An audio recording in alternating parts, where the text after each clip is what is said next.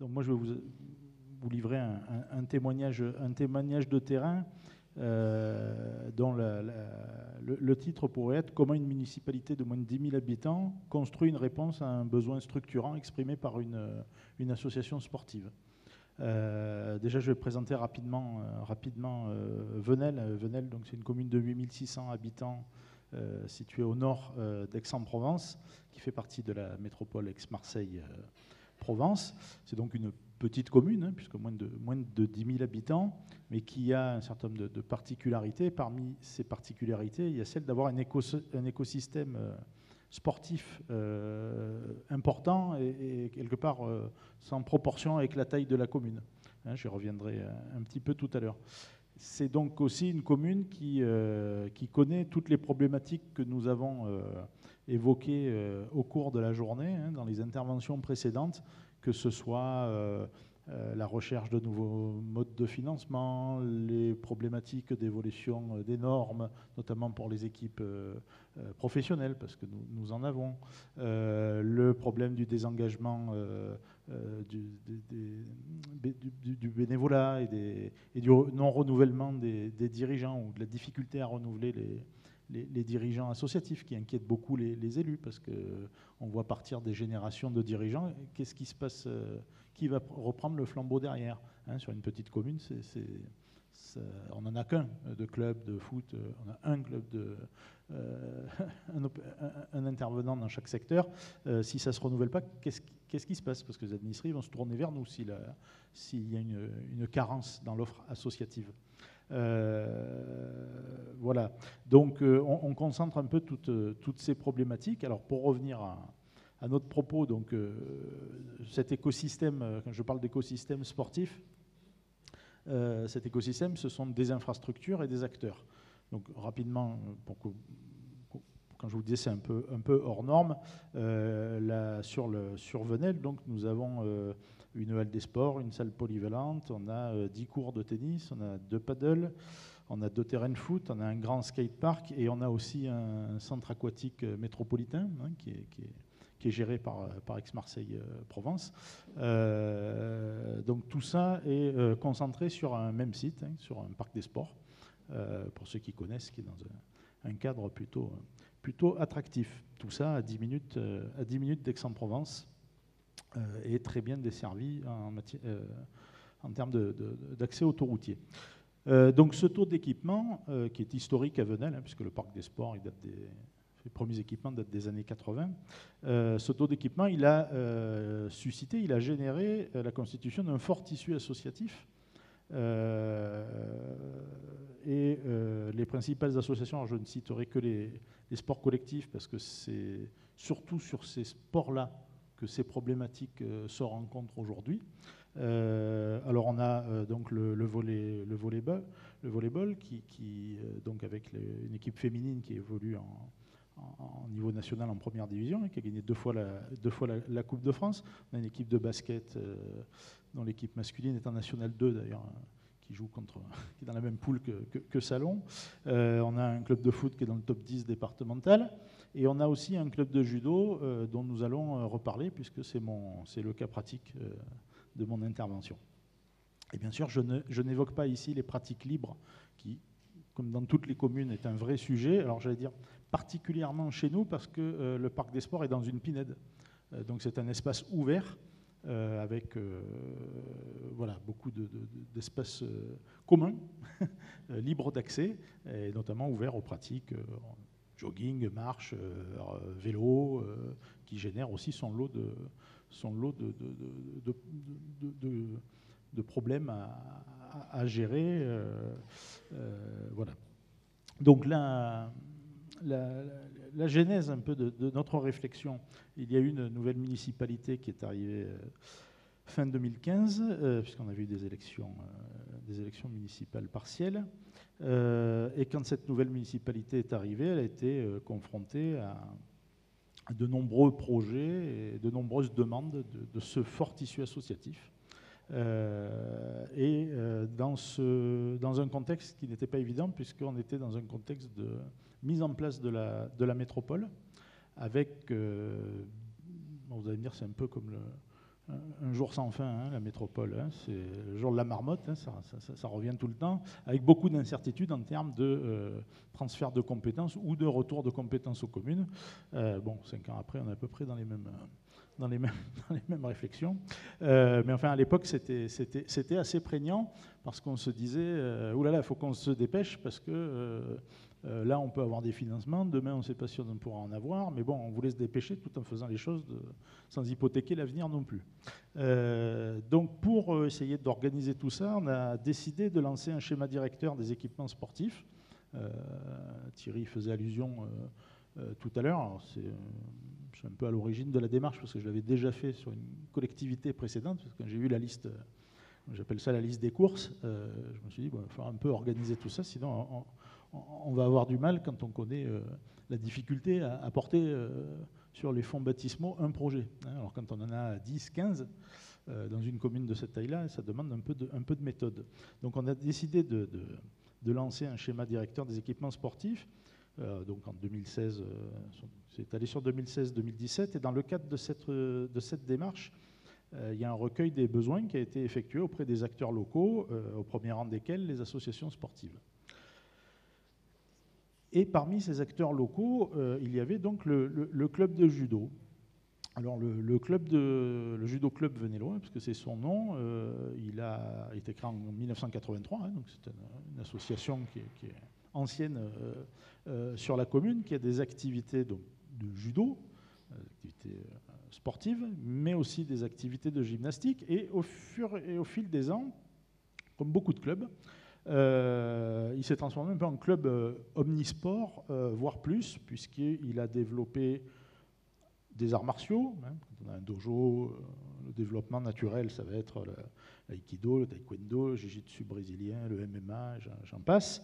Mais comme il y avait aussi dans ces locaux des salles aménageables, il a aussi petit à petit développé des activités autour de la danse, avec du modern jazz, de la danse classique, de la danse tahitienne, du hip-hop. Et puis, plus récemment, des activités de santé bien-être, avec du yoga, du crossfit, pilates, zumba, enfin, des développements qu'on connaît tous sur nos communes.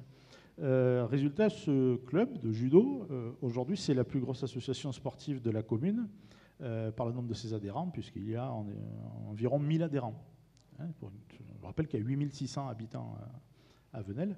Il y a 1000 adhérents. Alors, il n'y a pas que des Venellois, bien évidemment, qui adhèrent au club de judo. Enfin, voilà, ça fait un certain volume. Alors, la particularité de ce club, ce que je vous ai dit là, c'est pas en soi, il n'y a rien d'extraordinaire.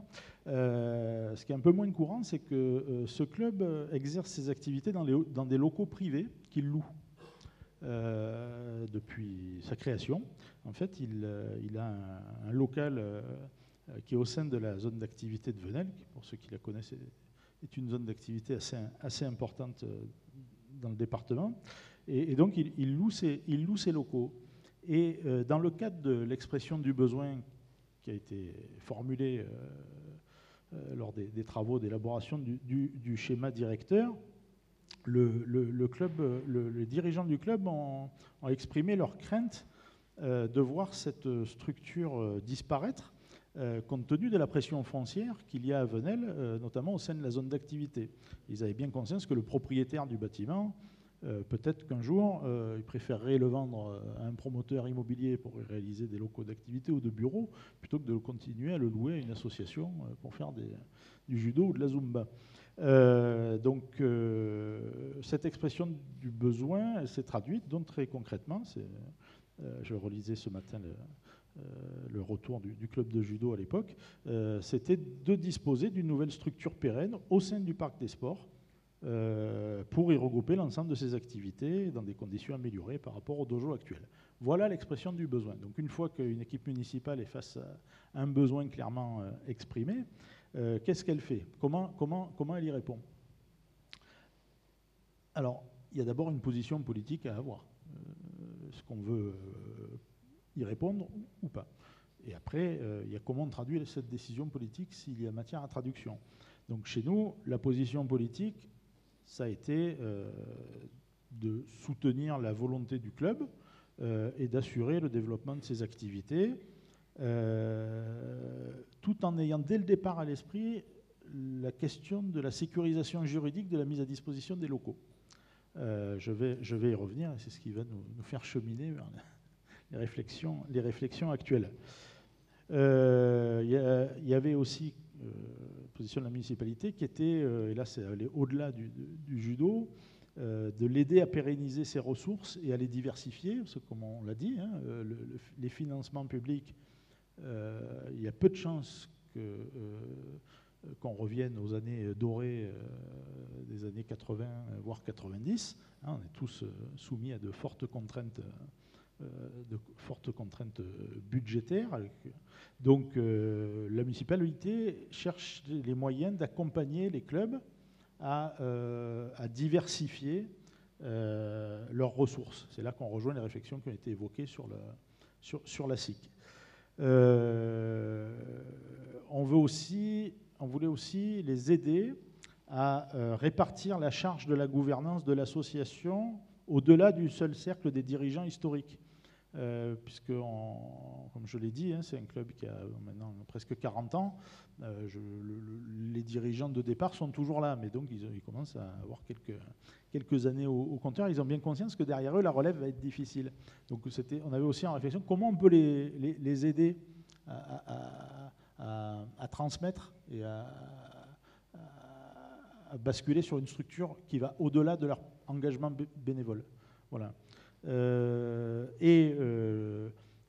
fine, il y avait aussi dans la position politique, on s'est aussi dit, si à la fin de l'opération on peut diminuer la subvention de fonctionnement attribuée à l'association, ça sera aussi une bonne nouvelle. Je parle de subventions municipales. Juste là aussi pour que vous ayez des ordres de grandeur, la subvention municipale annuelle au club de judo, c'est 35 000 €. Donc sur une commune de notre taille, ça commence à être raisonnable. Donc on a une subvention municipale qui est adossée bien sûr à un contrat d'objectif triennal, lui-même basé sur un projet associatif. Donc ça, c'était la position politique, hein. Donc répondre à la demande et aller au-delà de la réponse en termes d'équipement, hein. Donc comment on a traduit cette décision politique? Alors, je ne connaissais pas la teneur d'intervention de mon ami Thierry, mais ça tombe bien.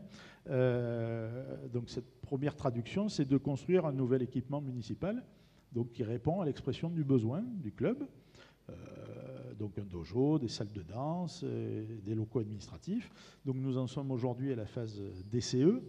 C'est un projet qui a une enveloppe de travaux de 2,5 millions d'euros hors taxe, à peu près, hein, toujours pour vous donner des ordres de grandeur.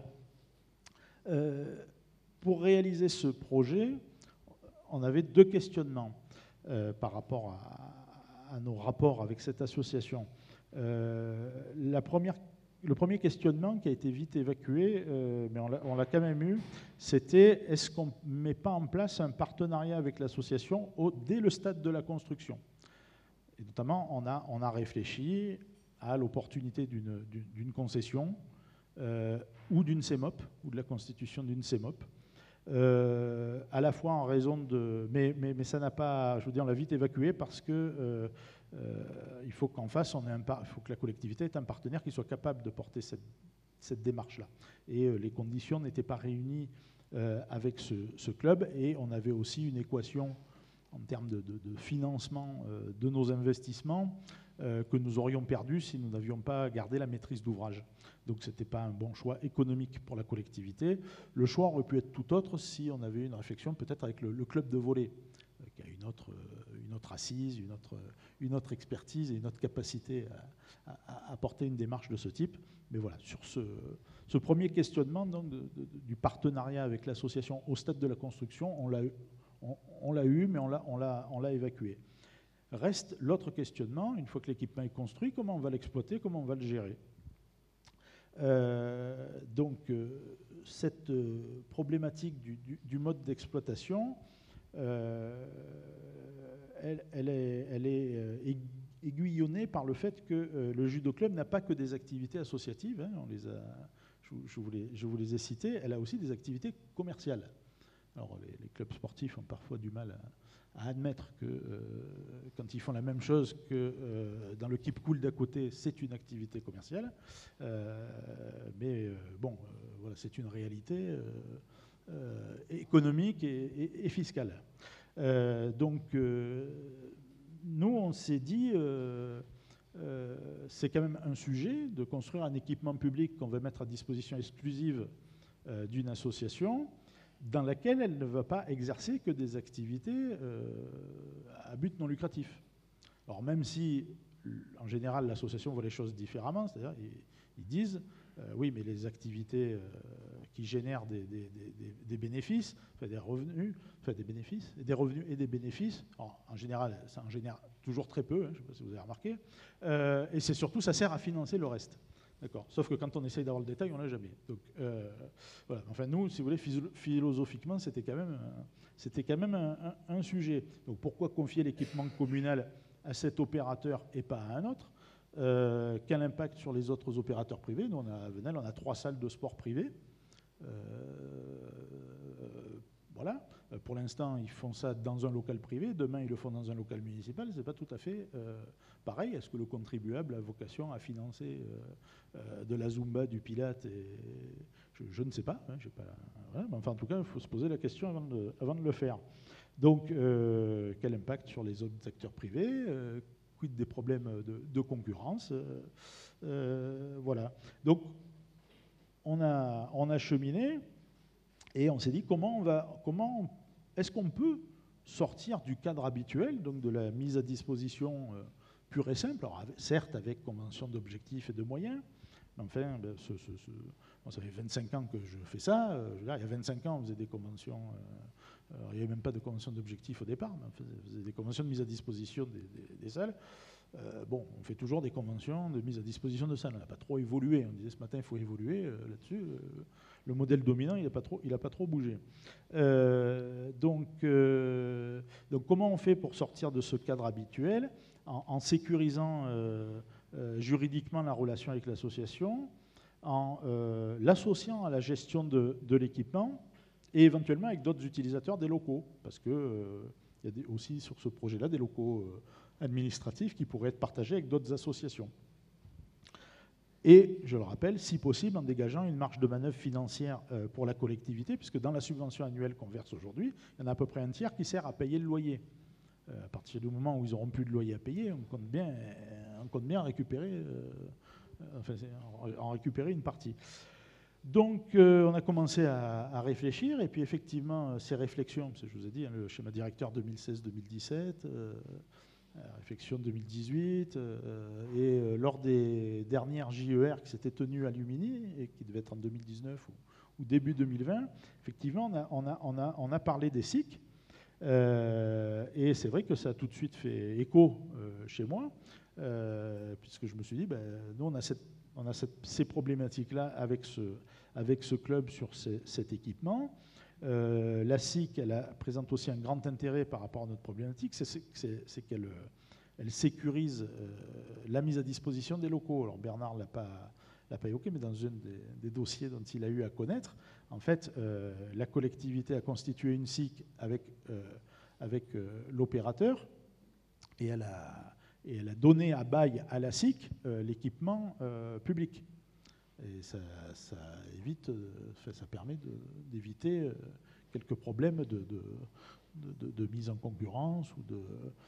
C'est un peu comme quand on crée une SPL ou une CEMOP. Hein, voilà, ça présente aussi cet avantage. Donc on s'est dit, écoutez, on va essayer de travailler là-dessus, et on a décidé donc de missionner un cabinet expert en la matière, à savoir le cabinet CED, ici représenté par Bernard. L'esprit, c'est de travailler avec l'association pour co-construire un projet et un cadre de gestion qui pourrait éventuellement déboucher sur une SIC, mais comme on l'a dit, c'est une possibilité, c'est un outil, on peut faire d'autres choses. J'allais dire, le chemin est peut-être aussi intéressant que la finalisation, hein, puisque c'est aussi instaurer d'autres relations, d'autres rapports entre la mairie et l'association, hein, sortir du schéma presque de consommateur d'équipements publics de l'association. Maintenant, la SIC, c'est un outil. Il faut qu'elle rencontre un projet et il faut qu'elle rencontre des acteurs. Et ça, c'est l'avenir qui nous le dira. On est au début de la démarche. Voilà le témoignage que je voulais vous apporter sur Venelle. Voilà.